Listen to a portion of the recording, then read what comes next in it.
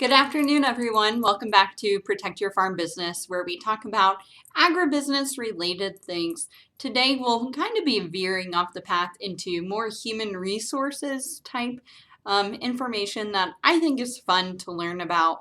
And I hope you can take it back to whatever business you're in and maybe even use it on the farm if that is what you're doing.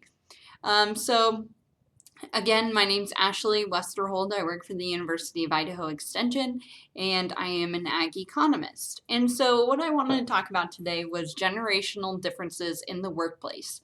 In this workplace could be anywhere, but I really think it is important to understand these generational differences so we can learn how to communicate with each other. So I wanted to start off by telling you some fun or funny titles of news articles that really bring to light these generational differences. And so millennials, Gen Xers, baby boomers, they don't agree. I think we all have heard a lot of these news articles or discussions where there's a lot of pinning of baby boomers versus millennials. What are Gen Z? I like this Forbes one. It says why the Z in Gen Z means zombie. And so I just think they're pretty funny, and I hope if you want a good laugh, you just Google generational differences and look at the news articles. It's pretty silly. So, what are the generations? Well, what are generations? So, let's define that. It's all the people born and living at the same time regarded collectively. So the generations in the workplace today are traditionalist, baby boomers, Generation X, millennial, and Generation Z. And so traditionalists, we'll start out with, they were born before 1945. They're shaped by the Great Depression and World War II. They're mostly retired, but if you think about our farm communities, we have people that are still farming in their 80s and 90s. And so we are still seeing traditionalists on the farm. And so we need to talk about them. So what are the stereotypes for traditionalists? So if you think of those people that were born before 1945, you might think of them as conservative, maybe patriarchal, conformers, maybe all of them went into the war, but they usually followed the rules. And so I just wanted to show this picture because a lot of people say they're not good at technology. And I think at whatever age you are, you can still learn technology and you can still be very good at it. And so I wanted to share this picture that I found on Google Images of this couple and who's taking a selfie right now. So I thought that was pretty funny. So traditionalists, their motto is work is life. They're very disciplined and self-sacrificing. They respect authority and they prefer consistent top-down management. And they tend to do what is right. They believe in promotions, raises, and recognition should come from job tenure. So you need to be at the job longer to be able to get a promotion, raise, or recognition. So they feel that it's important to show your loyalty over that time. So how do you talk to, say, if you had granddad on the farm? And so when you're talking to someone who is born before 1945, they expect loyalty. They enjoy flexible arrangements so they can now work at their own schedules as they're getting into that retirement age. And they measure your work ethic on timeliness, productivity, and they don't like to draw attention to themselves. Just leave them alone. They don't like getting attention. And that's how the best way to interact with them really is. So the baby boomers are the next generation we will be discussing, and they're born from 1945 to 1964, and they're shaped by economic prosperity. And right now they are in the top positions in the American workplace. So as you can see, I really like this photo, their stock photo of we are the baby boomers. So what are some of the stereotypes of baby boomers? And I, again, think that there's a lot of news articles talking about baby boomers in all types of light. But some of them that I've heard is greedy, not environmentally friendly, inflexible, technophobes, and micromanagers. So those are some negative stereotypes. But I want to say that these are stereotypes. That is not what they necessarily are. Again, with the technology thing, some baby boomers, my parents, are better at technology than I am. They know Facebook in and out. So I guess it's not always true. These stereotypes do not always hold up. So baby boomers, they live to work. They've always worked and they live to work. They're optimistic. They remain loyal to an organization. They are diligent, efficient workers. They are one of the first generations to question authority, actually. So that's very interesting. But they value that material success. So if you think of the idea, American dream of that white picket fence and 2 cars in the driveway of a nice house, you know that the baby boomers have always valued that as a sign of success. So how to engage with them in the workplace or on the farm? Well, they really like to give you their knowledge. They love for you to ask them about their experiences and how they can help you go forward. So they really want to share their ideas. And maybe that's when you start asking them, how have you fertilized in the past? What have you used? What are your techniques? And they love that. They love opportunities for collaboration. They're definitely more talkative than the 90-year-olds, traditionalists, and they like working with others. And they love, like I said, transferring their knowledge to that next generation. They feel a lot of satisfaction from that.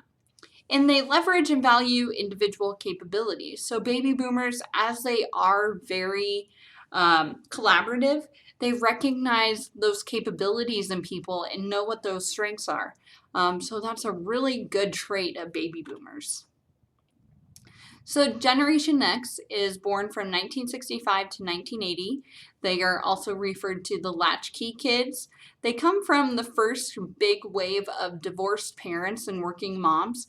They are independent, resilient, and adaptable. So you can see these 3 powerful men that are a part of our world today. As you can see, Jeff Bezos, with Amazon, and then you have Elon Musk. And so these are just powerful people right now and very smart. And they're a part of Generation X. So their motto is work to live, and they're comfortable with change and diversity. They're independent and self-sufficient because they had to be as a latchkey generation. They search for more challenging work and better pay. And they bend the rules to get things done, and they're skeptical of authority. So this is actually the first generation that was okay moving to the next job if it paid better and really leaving an organization, which hasn't been done before with the traditionalists and the baby boomers. So how to engage this generation in the workplace? You need to give them a more hands-off approach. They hate micromanaging. They have always been self-sufficient. They know what they're doing. They like having that hands-off.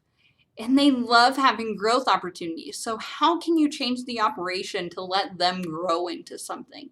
How can you give them continuing education on the farm to make them feel more confident in something? They like to have those opportunities. They like to continue their education or continue their skills or broaden their skills, which is a very good trait. Then we go into millennials, and so they're born from 1981 to 1996. It's the time where the term helicopter parent started. So it's very child-centric. There's a great deal of attention and high expectations from parents on those children, and they are now the largest generation in the workforce. So we've all heard these stereotypes, and I am a millennial, and I love these stereotypes. I think they're so funny. Overly idealistic, entitled, lazy, narcissist. All of us still live with our parents. I hear that all the time. And so I definitely understand these stereotypes. And I do have friends that still live with their parents at 27 years old. So I understand where they're coming from, but it doesn't mean they're necessarily true for everyone. But I also wanted to show you, if you type in millennial so it should say millennials are, into a Google search engine, you can see really funny responses that people Google. Um, and my favorite is that bottom one, millennials are killing the napkin industry, which is actually probably very true. My husband and I use paper towels instead of napkins. So we are still using paper of some sort, but definitely not napkins. So, millennials, they like to work for fun. They view job security as unimportant. They value input into decisions and actions. So, before it was more of a top down approach, but millennials really like to have a say in how decisions are made and the actions that are made. They like to be included in management decisions. They're inherently social and they demand creative responsibilities. So they really like having creative outlets and being able to talk to people. So having millennials and boomers together in a in a workplace is actually pretty good because they are inherently social with each other. So, engaging millennials, they really want to have that social impact. They also like autonomy and flexibility. So, I don't know if you've heard about like parental leave where dad and mom can now get parental leave. They like having flexible work situations. So, if your job provided childcare, or if you're on the farm and you guys could help with childcare, um, it just allows for more flexibility. They prioritize continuous professional development. Again, those continuing education classes are really important to that millennial generation. Let them learn how to do the futures market. Let them learn how to fertilize or go take classes on AIing. But just continuing professional development would be best for this generation. And they really like having meaningful work recognition. And so if they are on the farm or ranch, that is very meaningful work, and I think they can recognize that. But they also want to hear that they're doing a good job. And so I think a lot of farming families have a really hard time giving praise, but I would say to keep those millennials around, make sure you are giving them some sort of recognition when they are doing something right. So, lastly, Generation Z, they were born after 1997. Their natural skills with technology, they accept new ideas easily. Their motto is work to save the world. They process information very quickly. They are quick and efficient at multitasking. They opt out of that traditional route and they're more entrepreneurial and they seek uniqueness in all aspects of the job. So if you are working with someone who is in that age group of young, born after 1997, they really want to have their own business or run their own business in some sort of aspect. They do not necessarily want to work for someone, and so they're very creative because they're really wanting to run their own business, which is great when it comes to farming and ranching because they want to be their own boss, but they need some sort of thing that's for them, maybe a spin off operation that could be dedicated for them. So, how to engage them in the workplace? They really like that work life balance. They like career advancement. So, again, those continuing education classes would probably be best for them. And this generation is very financially driven. So, we found out that Generation Z has been saving way more money than the millennials, and they've seen student debt from college. And that's why they're kind of opting out of that traditional route and they're going into more entrepreneurial where they can make money. So just keep that in mind that to entice them to maybe come back to the farm might have some financial component that needs to be to it. So I have a cartoons, but for the sake of time, I will skip it. But it is pretty funny. So if you want to pause, you can and look at it. But why does knowing generations matter? Well, generation diversity goes overlooked and unaddressed, and it keeps knowing your generations can keep employees motivated and productive the social and economical changes that continue to face our workforce. And so there are 5 generations working side by side in 2020, and we went over all of them. So communication expectations. So traditionalists and boomers prefer verbal communication of a policy or procedure change. Gen Xers and millennials prefer to receive news of a policy or procedure change electronically, but when it comes to a career impact discussion with managers, all generations prefer in-person communication. So commonalities, workplace flexibility.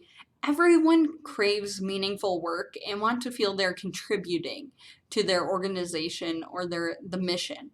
And everyone wants financial security. It's just something that we all inherently want. So avoid that generational conflict. So avoid those assumptions we talked about. Avoid those generalizations. And what is the key to all of this? Communicate often. So how to use this in the workplace? Focus on your similarities, encourage dialogue and solicit feedback, support the diversity, build trust, sensitivity, and mutual respect. If everyone feels like they are being respected, it will go a long way in the business.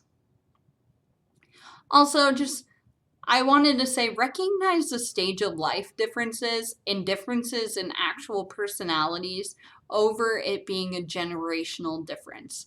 So when you were 20 years old, if you are 80, I think your life looked a lot different, and what you prioritized might be a lot different than it is today. And that's more of a stage of life than a generation. So with that, if there's any questions, please let me know. But if not, I will see you guys next week. Leave comments on what you would like to see from me. I am excited to see you guys then. So thank you and have a good rest of your day.